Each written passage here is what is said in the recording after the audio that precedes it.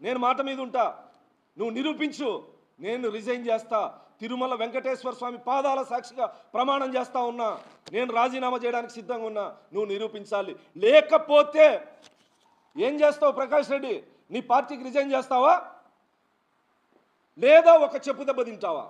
తప్పుడు కూతలు కూసి నన్ను సమాజంలో హేళనగా మాట్లాడినందుకు శిక్ష అనేది ఉండాలి కదా. నేను రిజైన్ చేయడానికి సిద్ధం నా ఎమ్మెల్యే పదవికి.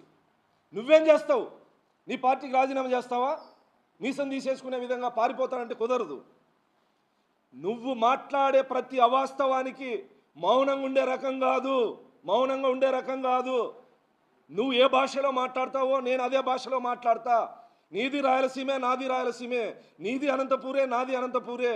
ఒకవేళ నువ్వు ఫ్యాక్షన్ నుంచి వచ్చిండొచ్చు, నేను పోరాటాల నుంచి వచ్చిన. నీలాంటి ఉడత ఊపుల్ని 20 సంవత్సరాల్లో ఎంతోమందిని చూసిన ప్రకాష్ రెడ్డి. నీళ్ళ అరుపులకి భయపడే రకం కాదు నేను. నేనున్నది, నువ్వున్నది నీ ఇంటికి నా ఇంటికి 1/2 కిలోమీటర్ కూడా లేదు, 1/2 కిలోమీటర్లు కూడా లేదు. నీ ఆఫీస్కి నాకి 10 నిమిషాలు నడుచుకుంటూ పోతే, నీ ఇంటికి 15 నిమిషాలు నడుచుకుంటూ పోతే గట్టిగా మాట్లాడితే భయపడతామనుకుంటా అన్నావా? నీ కార్యకర్తలను బెదిరించినట్లు, నీకు ఇల్లుకి రెంట్కి ఇచ్చే బెదిరించినట్లు, ఈఎంఐ కార్ల కోసం కార్లు తీసుకుపోవడానికి వస్తే బెదిరించినట్లు అందరినీ బెదిరిద్దాం అనుకుంటా ఉన్నావా? అందరినీ బెదిరిద్దాం అనుకుంటా ఉన్నావా?